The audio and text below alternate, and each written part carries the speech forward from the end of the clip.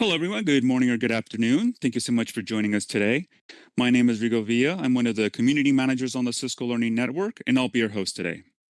In this session, we will be covering cloud-based load balancing with ISE with our speaker and presenter, Charlie Morton. But before we get started, I wanted to share a couple of quick housekeeping notes. First, I do want to let our attendees know that our presenter is working from home.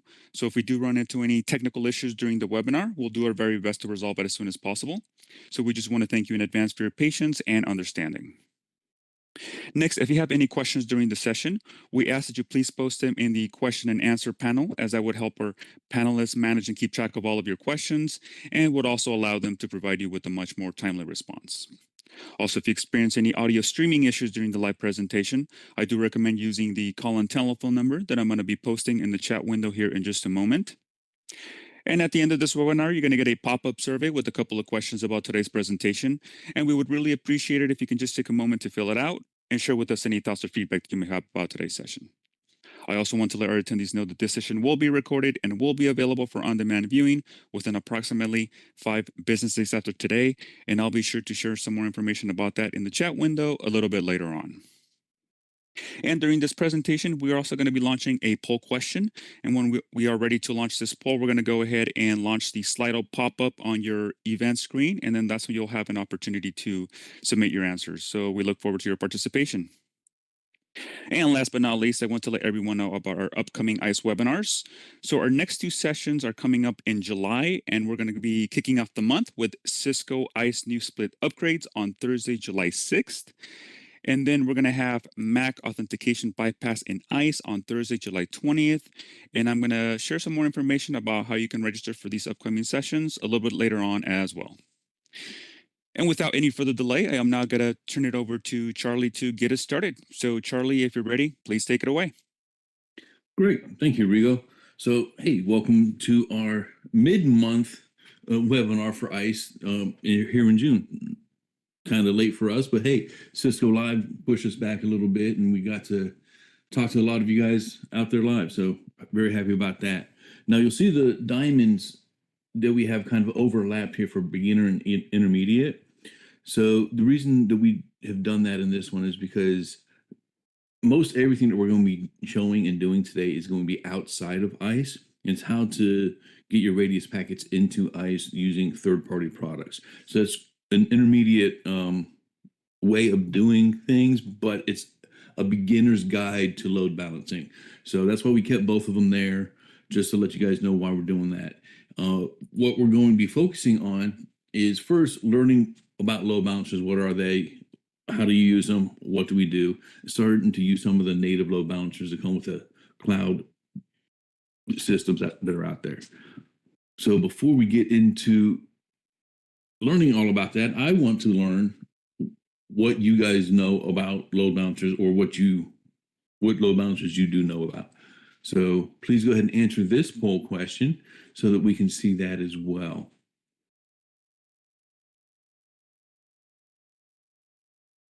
All right. And yeah, of course, F5 is going to be a big one.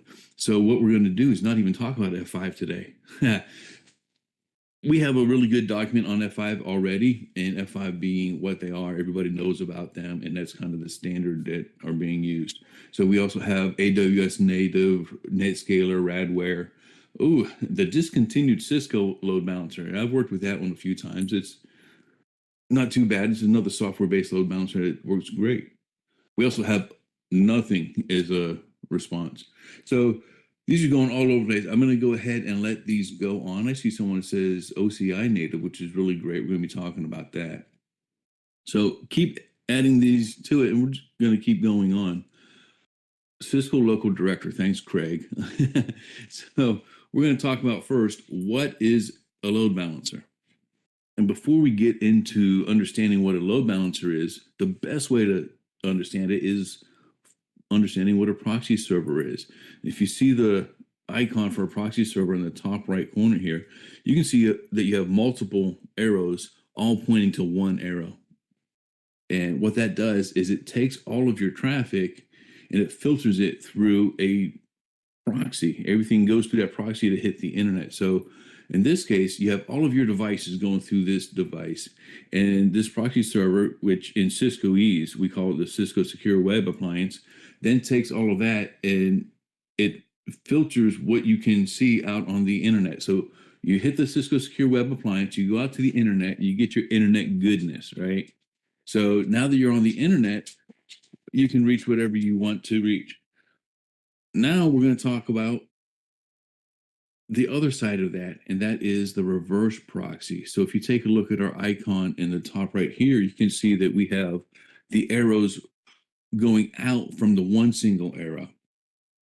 And what that does is the traffic comes into your reverse proxy server, and it is then sent to your different targets in the back. And this is how we do the load balancing. The reverse proxy server is your load balancer that directs your packets to all the back end servers. Now, this is great when you're talking about, a few different servers that are out there, but what if you've got, a large deployment and you want to load balance between all of your different servers? Well, then we start load balancing to multiple groups. Okay, so we take all of these groups and we put these groups together, and then all of our packets are sent to the group itself. Then we can assign virtual IPs to these groups. So first we assign those IPs to an interface on the load balancer, and then those are our virtual IPs for each group. So group one's going to have the IP of 105, and then 106, 107, 108. And that's great. But then once we start sending these packets to these groups, what do? Well, let's take a look at this group right here, and we'll talk about that a little bit more. And these are the load balancing methods that are used with all the software-based load balancers that we're talking about today. Now, the first one is the one that almost everybody knows about, and that's the round robin method. It'll send the packet to each server in this back end group in succession and just keep going around 1 2 3 4 1 2 3 4 1 2 3 4, and everybody will get 1/4 of the packets. The next one is the weighted round robin. So it's like the round robin, but you can add a weight to your server, so you can have servers that process more packets than the other. And why would you want to do that? Well, say that you have some 3755s in the same back-end group as 3715s, because they're all servicing the same sort of region and different branch offices, but you don't need that big hardware at some of your smaller branches. Well, you can tell your load balancer that you want your 3755s to process 3 times as many packets as your 3715s. So then you'll be sending 3 packets to your 3755 and then 1 to a 3715, and three packets to a 3755 and 1 to 3715. So it's going to keep going around and around like that, with most of your packets being split between the two 3755s. Now, the other methods that we have here are a hash method, and we'll go into that in more detail in just a moment, but it uses an algorithm to send your packets to the different back-end servers. And then you have one that will determine which server has the least number of open connections at the time, and it will send to the server with the least number of connections. Then there's one that's least time to connect. Now, if you see underneath, it says least time first byte. So it's the least amount of time it takes to get the first byte to that back-end server. And the reason that's important to understand is the next one is the least time to receive a response. So once you send a packet to a server, of course, the quickest response, the last byte of that packet coming back in would be that quickest response. And that's how you determine that one. Then there's a weird one that's out there that is, well, random. So what that does is it just automatically grabs just 2 random servers out of your back-end pool. 2 is, of course, my example for this. You can determine how many are in your random pool, but it'll grab at least 2 servers from your back-end pool, and then it's going to find your least time to connect between those 2 servers and just send out the packets that way. All right, so bear with me with that. We're still going to get back to the hash, but first I want to talk about health checks. What are health checks and why do I need them? Well, as it says, you want to know which servers are available and active and accepting clients right now, right? So health checks keep a tab on that. And if a server does show up as unresponsive or it's not receiving any packets, then your load balancer can mark that as dead and just skip that server in the rotation of the load balancing methods. So any 400 response is a bad response and dead server. Once it starts getting a good response back, which is in the 200 range, then you're going to start being marked alive and it'll start using that server again. So there are mechanisms built in for servers not responding and then recovery of that server. Now let's get back to these hash methods. And the reason I do that here is because we're going to talk about the session persistence next, but the hash-based method that is used for your native cloud load balancers are using the 5-tuple method, where it uses your source IP, your source port, destination IP, destination port, and the protocol being used. And it would then determine which is the best server to send it to in the back. But it could be any one of the servers that you have in your back end. Now, if you look, we have a 5-tuple, 2-tuple, and 3-tuple algorithm in these different distribution modes. Of course, you think the 5-tuple is going to be the best one out there because it's got more information, it's sharing more information, and must be the best and the most persistent one. But truthfully, there's no session persistence when you're talking about the 5-tuple.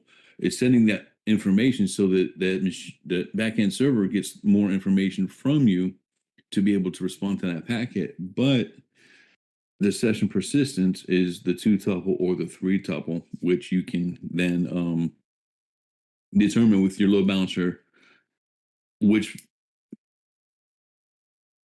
tuple I guess you want to use, whether it's the client IP or the client IPN protocol. Don't worry, that's all confusing, and I get that, but we're going to talk more about that. Let's go ahead and jump into that now. We're talking about the session persistence, and depending on which load balancer you're talking about, they have different names for it. It's either session persistence, session affinity, or session stickiness.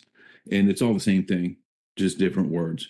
So now the client that we have, the laptop, is sending a packet, and he's using the 5-tuple algorithm. And as you can see, the load balancer is going to send that to either one of these 4 backend servers. It doesn't matter because there's no persistence. So the tablet, in this case, is using session persistence. And when we send that to the load balancer, it's going to go to our second backend server. And every packet from that tablet will keep going to that same server. So it's all going to be served by that same PSN in our case. Now, there is another method for the persistence, and that's using a session cookie with your packet. That's for HTTP load balancing, which we're not actually going to be using or doing with our webinar today. We're going to stay away from the guest portals and all of that with the software-based load balancing. And part of the reason of that is with SourceNet, we don't have the ability to run our change of authorization through the load balancer with the load balancers we're using. SourceNet would be the mechanism that would allow you to do that. Now, AWS, Azure, and Oracle Cloud do not have SourceNet on their load balancers that you can enable, which means if you send a COA packet to the load balancer, it's just going to say, I don't know what this is, and drop it. So we don't want that to happen. So what we do is we send the COA packet straight to our devices. All right. And wait, I'm sorry, hold on one moment.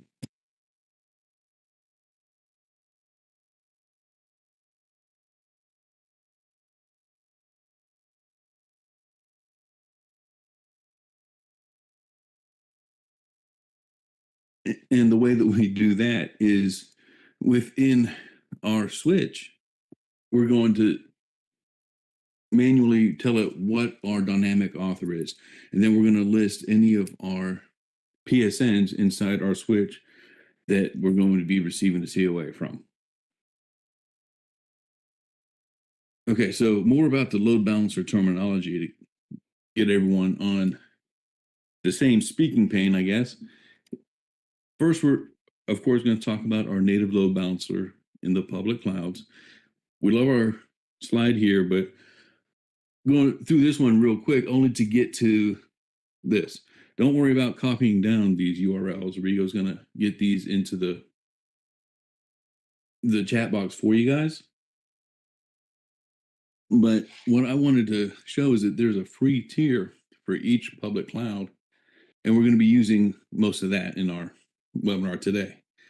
So moving on to this, we can see that we've got our AWS, Azure, and Oracle Cloud load balancers, and these are the icons that each of the public clouds use for those load balancers. Now for AWS and Azure, you can see that the load balance methods for those are the hash mode using a 5-tuple hash, and that the Oracle Cloud uses round robin and weighted round robin. Basically, they have a weighted round robin. You assign a weight to whatever you want, but if you assign the same weight to each one, then it's going to be just a standard round robin. Down at the cost, you can see that I've also got pricing details down there. And again, Rigo's going to go ahead and give you guys those URLs, so don't worry about copying those down. The one that intrigued me, though, was that Oracle is always free. So for those of you who are using Oracle, that's a good option. But the others are rather inexpensive as well.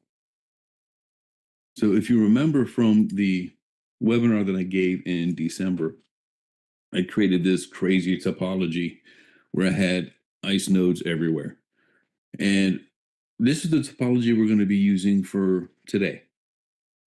Now, the first one I'm going to be talking about is, of course, the AWS load balancer, because even though it's AW, it's still alphabetically first in all of these. So we've just added more to our crazy topology, add another ISE node, throw in a load balancer, and see what we can do, right? So the thing that you need to remember about your load balancers is you have to be able to process UDP packets, which means that in AWS, you have to choose a network load balancer because it's the only one that can process UDP packets. And then when you create your target group, of course, is your backend servers that we've been talking about. The thing that intrigued me about it was if I choose a target type of an IP address, it says that I can support load balancing between your VPC and AWS and on-premise. So if I can load balance between private IPs, whether it's VPC or not, then that can solve an issue of how do I load balance between clouds.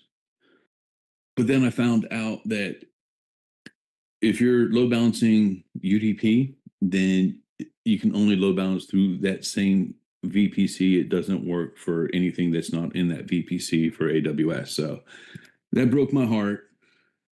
And I found out that you can use either the instance type or the IP address type. And honestly, the instance type is the one that is recommended for load balancing UDP in AWS. So having said that, let's take a look here. We're going to log into ISE real quick just because I want to go ahead and get my live logs come up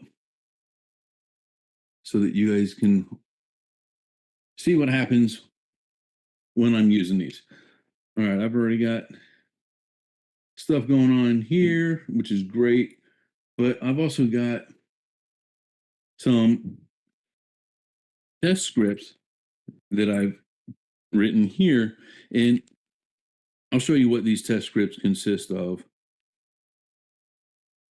It's just using radius test right here, and I'm sending 100 PAP authentications to my load balancer in AWS, right?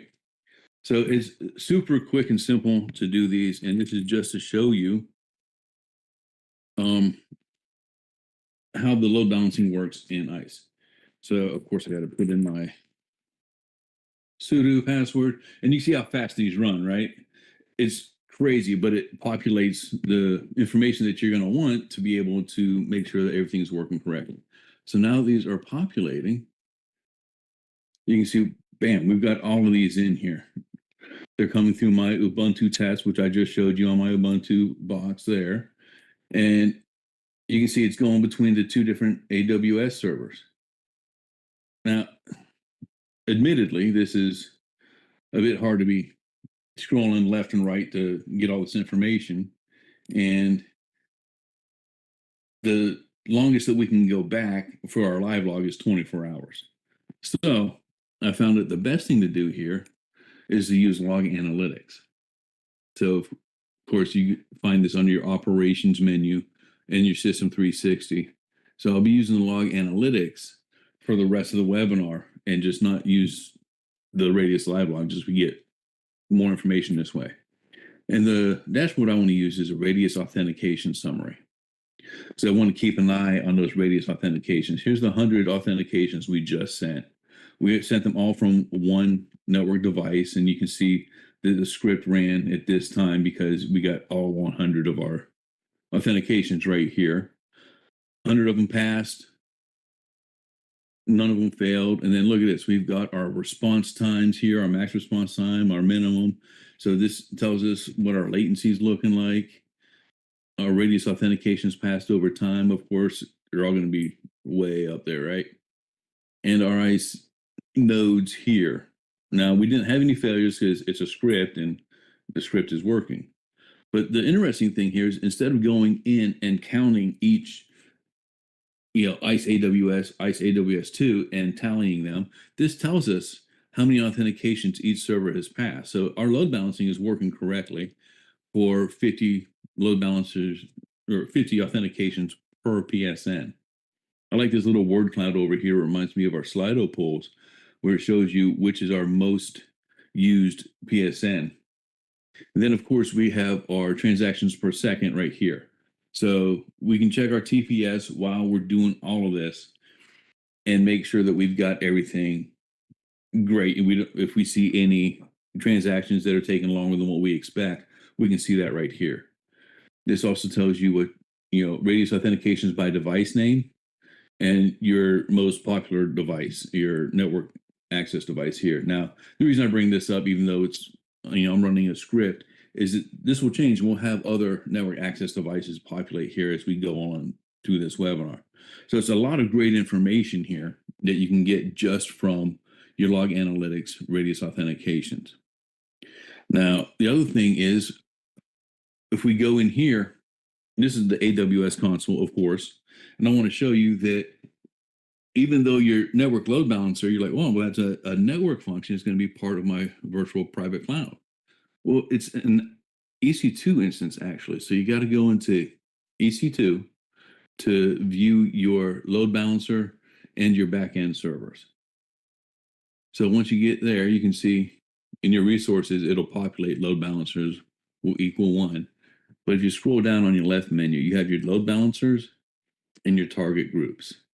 Now with AWS, you're going to want to create your target groups first so that you have all your backend servers set up before you create your load balancer. Matter of fact, your load balancer is going to request the target groups when you're setting that up. So go ahead and set your target groups up first. Let's get this out of the way. Now, you see I've got the load balancer listening on different ports. 1812, of course, for Radius authentication, 1813 for Radius accounting, of course, TACACS on port 49 TCP. If we go into the target group, I want to show you, I've got, this is AWS and AWS2 for my PSNs. But I want to point out in the attributes that my stickiness is off. I've got no stickiness on here right now at all. So if I want to edit that and turn on my stickiness, which is my session persistence, of course, right? When we save that change, now I'm going to come in here and run that same script again. Uh-oh, we killed it. No, so the load balancer was saving the changes and now it's responding, which is exactly what we expect. It's going to give you time to restart the service. And then now that that has run, I want to come back over here into log analytics. Let's see, we're going to refresh. 163, refresh again. All right, we got our 200 authentications here. Still the same network device, all come from the same device. And we can see our spike here, 200 past authentications. And if we come down here, we can see now that, oh, we've got 108 for one and 92 for the other. That doesn't, we're getting a little skewed in our numbers now. So let's go ahead and send another pack of 100 of these out here. And I just want to show you that since all of these are coming from basically the same endpoint, since I'm running the script from a test, then now that I have session stickiness turned on, these are all going to start going to the same PSN because of that stickiness. So yes, that is the expected behavior here, but it's also something that you need to understand. Oh, look at that. It actually evened out, didn't it? So it's going to take a little bit of time to get to that, apparently. Hey, live demos, aren't they great? So that's one thing to keep in mind when you're doing your testing for your load balancing. I was actually doing the testing for this and getting this all set up, and I forgot that I had the stickiness on, and all of my authentications were going to ISE AWS. I'm like, what's going on? It was working earlier. Then I went in, I turned that off, and then it all just started working correctly, which I was like, hey, that'd be a great thing to show. So here I am showing it, and this is what you get, right? So this is the last time I'm refreshing on this one. I won't belabor this point too long. Just want to show it one more time, show how wrong I was, right? Nope, there we go. We're out of sync again. So that's great. So that's what I wanted to show there. And it shows you the breakup of the different load balancing and the methods there with stickiness or no stickiness. All right, so let's get back into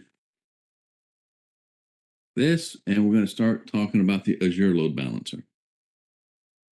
Now, take the second node out of AWS, put one into Azure, throw in a load balancer in Azure, and we've got a new topology here that we can test out. Now, if you search for load balancer, I'm just using the Azure load balancer that comes standard. And when you install it, there are choices that you can make. And even Azure will tell you, you want the standard load balancer when you want performance and low latency. The basic load balancer doesn't give you all of that. As a matter of fact, there's a whole chart and table of why a standard is better than a basic. Don't worry about reading this table right now. I just wanted to show you that there are pros and cons.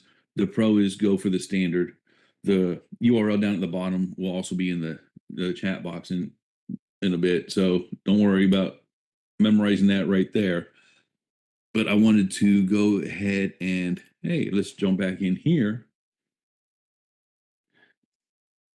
And let's run this Azure load balancer so you can see that this is also working in the same manner. Now, again, I do not have session persistence turned on in Azure. I don't have session persistence turned on in any of my load balancers because I want you guys to see that the traffic is going to the different backend servers that I have already put in on those load balancers. So we've already refreshed this, and we can come down here and we can see, oh, there you go, that ISE Azure is now starting to respond, right? Now, what we're going to want to do is, as this webinar goes on, we're going to time out of our default of 15 minutes, right? So let's go ahead and change that. And as you can see, we've got some pre-built timelines to go back to at least a year, which is great. You can also put in custom time, so you can go back more than a year. So we're just going to do today. That's all we really need. We got our 500 authentications. Azure and Azure 2 are now showing up. Hey, Azure 2 woke up. So if we come in here and we send these again, we're of course going to get some more packets flowing that'll show us exactly how everything's going. So that's how that's working. Let's go ahead and show you real quick over here in our Azure portal, our load balancer here. Okay, so once you create it, very simple. You can actually, when you're going through the wizard to create your load balancer in Azure, it's going to ask you if you want to create a backend pool at that time. So you can create your backend server pools when you're creating your load balancer, which makes it quick, easy, and I like the flow a bit better than the AWS just because of that. Now, if you go in here and check out your backend pools, you can see I put them in by IP address. You can also choose NIC here as well. And then you got your load balancing rules, of course. So the load balancing rules is what's telling you I am listening on high availability ports. And what that means is all TCP and UDP protocols coming from any of my endpoints is going to be listened to. So you don't have to specify 1812 or 1813 or TCP 49. It's going to listen to all of your different ports coming from that IP address. So your session persistence, turn that off, and you'll see that my load balancing is going to start acting correctly there. But that's all it is you go into your load balancing rule here and turn on your session persistence or turn it off. Now, as you see, in both AWS and Azure, and it's also going to be in Oracle, that the session persistence is turned on your backend pool, not on the load balancing configuration, but the backend pools itself. So that's something to remember as well. All right, so let's get back and start talking about the Oracle load balancer. Again, topology, let's move over to Oracle, put another node up there, throw up a load balancer, see what we can do, right? Well, the cool thing about the Oracle load balancer is that in that pricing guide that I showed you a link for, it actually has an estimated monthly cost of $0. That is only for 744 hours a month, but that's 31 days, 24 hours a day, 744 hours. So it's a free load balancer every month. So only the first one is free. If you have more than one load balancer, then they will charge you for those. And the first 10 megabits per hour for bandwidth is free. So if you're doing more than 10 megabits per hour, then I think the cost is like 0.0001 cent per hour for the bandwidth on your load balancer. So it's actually still rather inexpensive that way.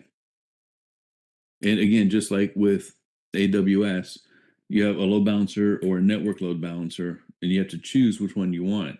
And for Radius, of course, you have to choose the one with the UDP listener, which in this case is going to be the network load balancer. Then once you choose that and you get it all configured, and you're looking at your inventory, it's got this always free tag that's going to be on this load balancer. So if I created like 5 load balancers, I'd have this always free tag on just this one, which is great if you only need one load balancer. Even if you need more than that, it's still not a bad deal. So now let's take a look at that, right? I'll go ahead and I'll throw some authentications to my Oracle load balancer. And while it's doing that, let's go ahead and jump into the Oracle interface. Now, this one I did not pre-log in because it's got a logout timer that's rather aggressive. So please bear with me while I do log in. It gives me like 5 minutes of inactivity before it logs me out.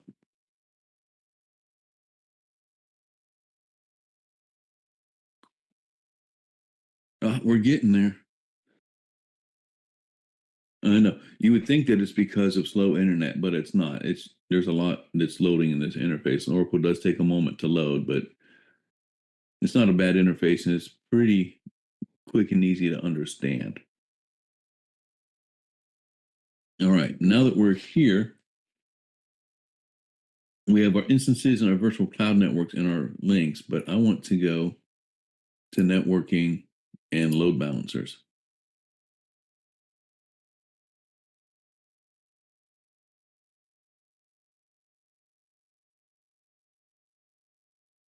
All right.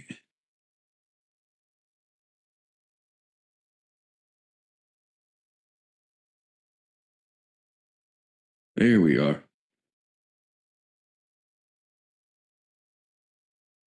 No items found.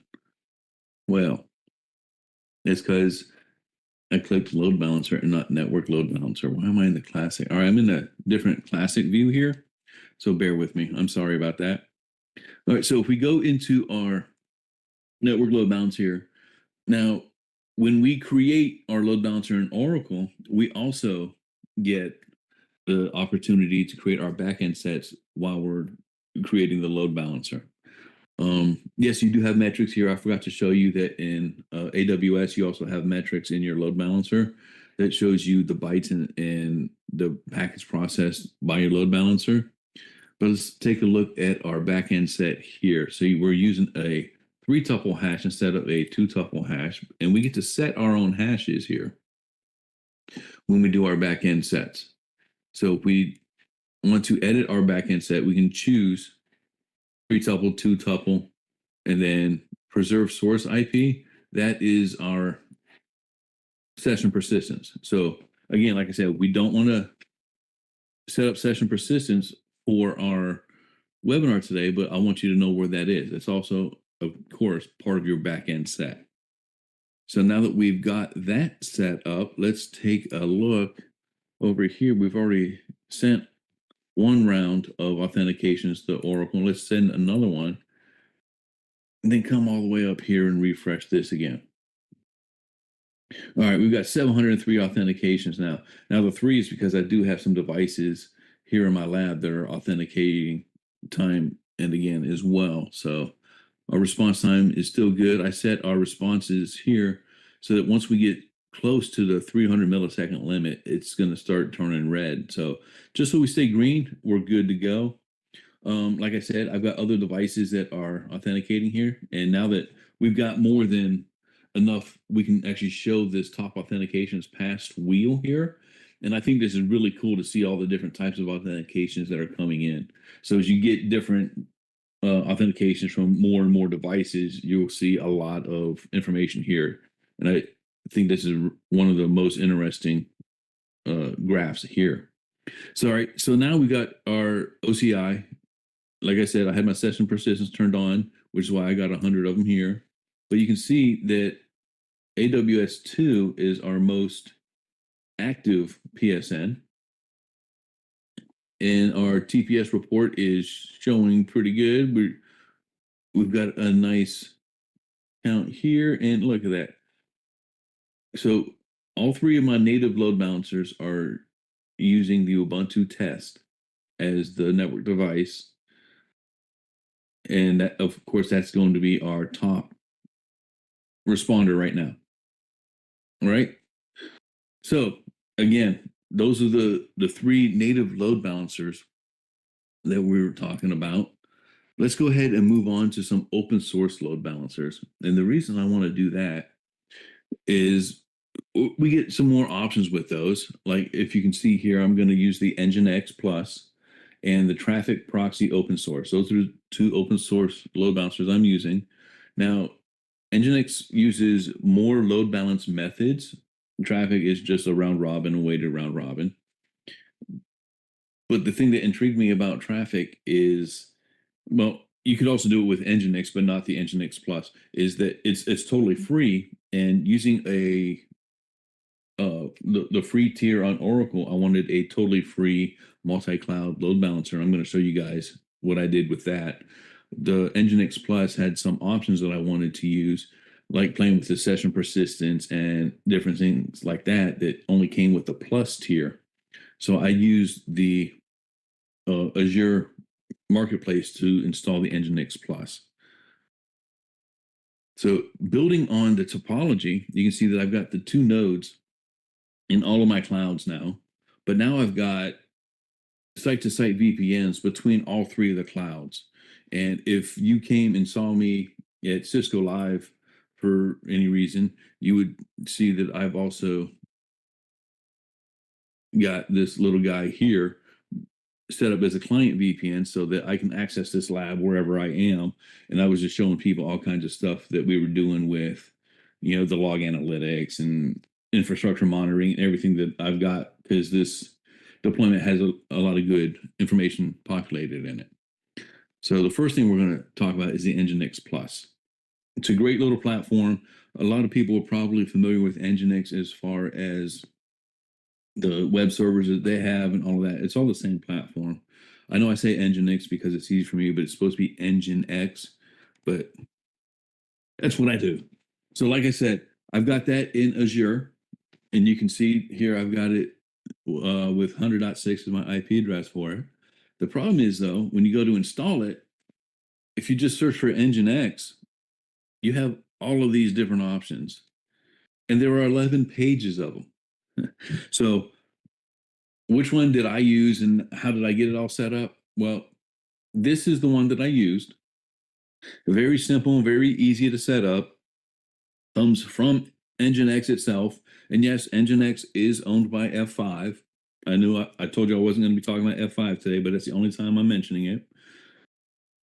And it's a great little platform. So let's go ahead and jump into that real quick. And what I want to show you on this is not just the fact that I can send these authentications to it, but here's my Nginx as it is, right? So if I go into my configuration file, this is the main Nginx configuration. And I spent so much time working on configuring Nginx, and it just wasn't working. I was building all kinds of files, putting them everywhere. But then it turned out, once I took a look at the main configuration file, I came down here, and for TCP and UDP, you use these stream sections here, right? And with the stream section, this is where you set up your backend servers and the proxy servers that you're going to be using for load balancing. So I came down here, I left the configuration as is. I just added my stream section underneath it, right? So this allows you to add your own resolver in here, which means that if you're using a DNS server for your load balancer that you're not using for your system, for your Nginx system, then you can tell it which DNS server to use for your load balance backend servers. Then your upstream servers, these are all your backend servers. The least time, that's me saying that this is the load balance method that I want, is the least time to connect to the backend servers, is how it's going to determine which servers to use. Now, this zone, UDP zone, that's for health checks. I want to be able to use health checks to monitor my servers, whether they're dead or alive. And then my servers are added in here. I tell it which ports to listen to, 1812, of course, for authentications. And these are weighted. So I should get 2 authentications for ISE AWS and 4 for ISE Nutanix. So for every 6 authentications, 4 will go to Nutanix and 2 to AWS, right? So this backend server group is called Authentication 1, Auth1. PSN Auth1 is my backend server group here. Then I have another backend server group for PSN auth 2, and this splits between Azure and OCI, but it's got the max fails and the failed timeout. So this is the health check that you can use for the open source Nginx. There's Zone UDP, which will show the other side of that when we go down further, is the health check that you can use with Nginx Plus. All right, so there's a little bit of a difference there. And then I've, of course, got another backend server group, and I'm using Azure 2, OCI 2, and AWS 2. And these are set on the max connections. So I'm using a least time last byte, which is least time to receive the packet back. I'm also using the max connections as a load balancing method. And then I've got the same thing set up with the same weights and same everything else for my accounting, 1813. And then I also have, of course, TCP 49 for TACACS. So that's all my backend servers there. It sounds like a lot, but it's really not. Once you get the configuration down, it's an exercise in copy and paste.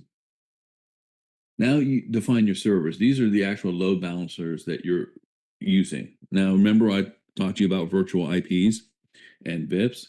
Well, what you do here is you tell it this virtual IP is going to listen on port 1812, and you have to specify UDP here. Otherwise, it will default to TCP. And you want to use proxy pass. Now, this proxy pass is how it's going to pass the proxy information from your backend server. You're going to pass a proxy to this backend server group, which is PSN auth 1, right? The proxy timeout, if your proxy doesn't respond within 3 seconds, then it's marked dead. If your proxy connect, if it doesn't connect to your backend server within 1 second, it'll move on to the next one. And then this health check, this is the other part of that zone health check that I was showing you. Every 20 seconds, it's going to send a check, and it's going to, with 2 passes, you're good. With 2 fails, you're dead. And this is a UDP check. So all of that for every one of these, 1812, 1813, and 49. Sounds like a lot. It is a lot. But that's how we get that. And because of that, you saw I've got 3 different VIPs on there, 3 different virtual IPs. So for my test scripts, I've actually got Nginx 1, 2, and 3, so that I can hit all 3 of these VIPs from my test script and test to make sure that all of my traffic is going to the correct spot, to the correct PSN. Oh, we got a little hesitation here. But if we go back over into our log analytics, you can see that now that I've sent that out, we're getting all these responses back. We got a new network device showing up here with our Nginx test. Oh, and we've got one that's a little bit slow, but that's okay. That's what we want to see. Is if everything works perfectly, then there's nothing interesting to see. Now, if something works slow, there's a little bit that you can use to troubleshoot and figure out. So the last one was 62, and then it was 92. And that's the request number that I was talking about there. All right. And that was an Nginx 3. So that means that one of my secondary PSNs in one of the clouds was not responding as quickly as it should have been.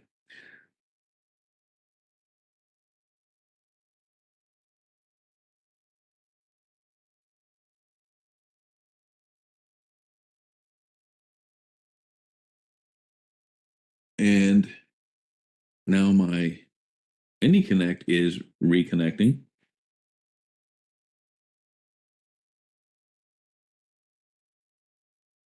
Oh, so give me a second for that AnyConnect to reconnect.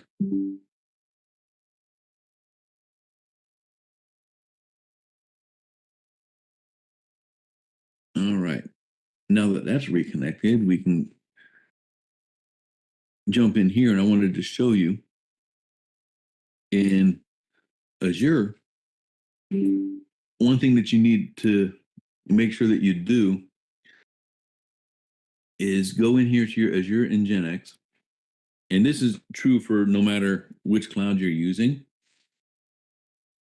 You got to go in here and go to your networking for your machine. So you see your network interface is in here. And this is how you can tell. Sometimes you get a randomly named network interface. Luckily for Azure, they name it pretty logically, whereas it's the name of your virtual machine with some random numbers afterward. So the thing is, you want to go into your IP configurations here under your network interface, and then this is where you're going to add the different IP addresses that you want for your virtual IPs.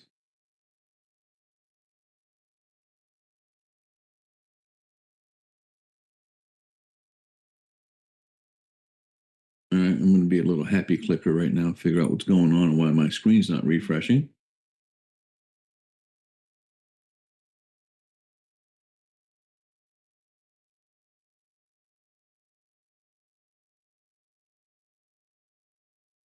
All right. So you have to go into your cloud provider, add these IPs to your virtual machine so that these IPs aren't going to be used in any virtual machine that you create after this or whatever. So it reserves those IP addresses. And then you can go in to your Linux configuration and add those IP addresses to your Linux configuration. So as you see here, the IP config, this is the IP that was given to this machine when it was created. Then you just click add, you add another IP address, and from there you can go into your SSH into Linux and add the IP addresses. And that's how you get the different VIPs, right? All right, so now we're gonna hurry up and go over to Traffic Proxy Open Source.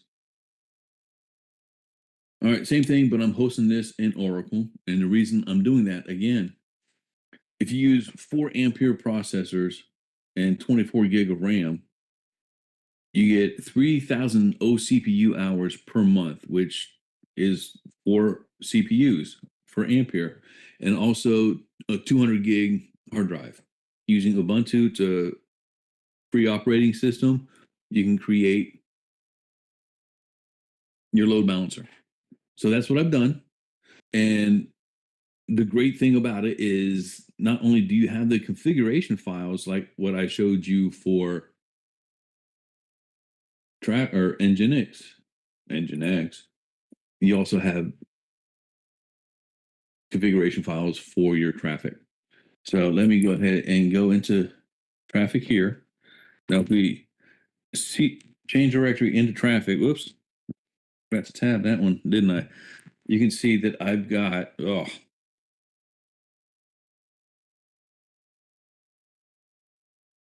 a traffic.yaml and then a config directory. So instead of going into those, I'm going to bring up my VS Code and show you what those are. So traffic.yaml, this is just static configuration. This does not change until you change it, of course. And I'll explain that in a moment. So this stays the same, and it just tells you, these are my listeners. These are my VIPs. I want this VIP for this port to listen for UDP, all of that. You have providers. Now, you can choose to have a file name provider or directory provider. And the reason that's different is because whether you're listening for UDP, TCP, or HTTP is a different file. So if you use a directory as a provider, then it watches all 3 of those different files for you. And I say watch because when this watch flag is true, then any change with those files will automatically be passed into traffic without needing to restart traffic itself. Okay. So because of that, those are dynamic configuration files. So that's actually really, really cool. Then, of course, you turn this on and you have a dashboard. So let's take a look at that dashboard real quick. That dashboard's pretty cool. And now I did not change any of the text here. It is this big, but if you put your mouse over it, it'll tell you what your actual entry point is. Okay. And if you click into any of these, you can follow, what they are. So you create a router, and I'll explain the file format to you in a moment, but you just keep clicking into this and it will tell you whatever you want to know about that entry point, the file, what servers are part of it. And you have that for HTTP, TCP, and UDP. So let's go back over here to our traffic config. We'll start with our radius. You create an entry point, and that entry point was in our dynamic configuration. So you're telling it, I want to reference that entry point on this router. So every thing is a router, right? And this is basically your load balancer. This is your bit for the load balancer, and these are your backend servers. All right, so you're actually defining your load balancer before your backend servers on traffic, which is backwards to almost everything else. But then you come down here and then you put your servers under services. You can use URLs or IP addresses. I chose IP addresses because everything else was URLs. And that's how you define these. Okay. There are differences between the types of files like TCP. You have to have a rule for a TCP router, and you have an address here, and it requires a URL. You cannot put an IP address here. So if any client coming from these IP addresses hits this entry point, then you're going to go to these backend servers. Then HTTP, again, same thing. You have a different rule here. Anything coming from that entry point web to this domain is going to be load balanced between these two. All right. Now, the really cool thing about it is that you can go in here and you turn your metrics on, which is defaults to Prometheus red method, and then metric, and then access logs are default to Elasticsearch metrics. And the reason that's cool is that while we go in here and we can search all of this stuff in the log analytics, we can also go to our infrastructure monitoring. And while we get all of our metrics for our hardware for infrastructure monitoring, this uses Prometheus as its back end. So I was thinking, well, if that uses Prometheus as its back end, it actually allows us to add an additional data source. And I was able to build my own monitoring dashboard for my traffic load balancer based on the native way that it exports its metrics. Now, for log analytics, since it does use Elasticsearch as its backend, I was not able to add an additional data source for that. So I can't see that coming straight from traffic into its own log analytics dashboard.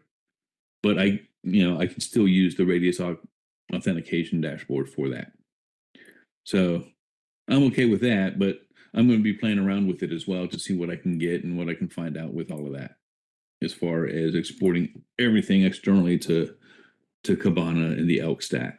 So I understand that we're already a minute past time, but I wanted to make sure we got through all 5 of these load balancers for you.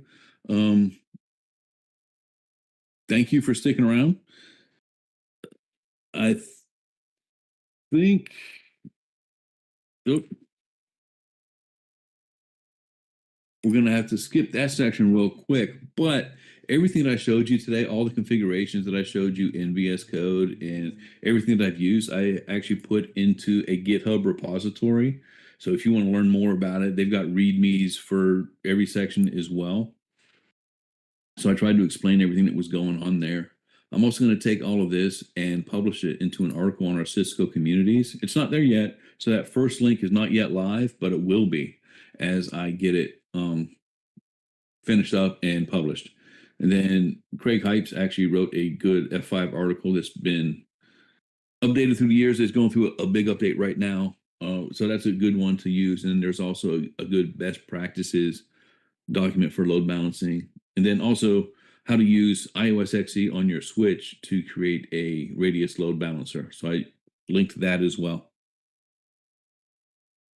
Not to mention our VIP of all ISE resources. Everybody loves this. It's a great resource, good guides. And that's all I got today. Oh, shouldn't have this here because we're out of time, unless there are any open questions that I need to answer, Rigo. Hey, Charlie, great presentation. Thank you. There is one question outstanding here that I'd like to address for our audience, if that's okay with you. So the question is, with a topology containing many clouds and multiple load balancers, how do we handle COA traffic source from PSNs in a very large distributed deployment? So typically you'd want to use the source NAT for that. So you'd want to have a load balancer that can process the source NAT. In mine, I just have the COA, the dynamic author attribute listed in my network devices, and it just goes directly back to the network device for me. Of course, I've got site-to-site VPNs everywhere, so they could be a little bit different from your topology. Perfect. Thank you so much, Charlie. Appreciate it. All right. So with that, we're going to go ahead and wrap up our webinar presentation for today. Once again, Charlie, just want to thank you for speaking about this topic with our audience. I hope that everyone found great value in the information and resources that were shared here today. I would also like to extend a very big thank you to each and every one of our panelists for lending a hand with all of the questions throughout the webinar. We really appreciate it. And for our attendees, if you do have any additional questions or would like to continue the conversation about today's topic, we do encourage you to participate in our online post-webinar discussion. You're going to be redirected upon exit, but I'm going to go ahead and post a link to the chat window there for your reference. So we look forward to your participation. And just a quick reminder for our audience that you will receive a short pop-up survey as soon as you exit the webinar. And we would really appreciate it if you can just take a few minutes to complete it and let us know how you like today's presentation. We always look forward to receiving your valuable feedback. And again, for those of you who may be interested in revisiting this webinar, we will have the recording available for on-demand viewing within approximately 5 business days after today. And the links have been posted into the chat window for your reference. So please check back in a few days for the session. And I just want to remind everybody about our next webinars coming up. So we'll have Cisco ISE new split upgrades on July 6th. And then we're going to have MAC authentication bypass in ISE on July the 20th. If your time permits, we do invite you to join us for these sessions. Please feel free to register at your earliest convenience if you haven't done so already. The link to register has been posted into the chat window there. And we look forward to seeing you all there next month. Thanks again to our presenter, to our panelists, and to all of our attendees for joining us here live. I hope that you all enjoy the rest of your day. Thank you.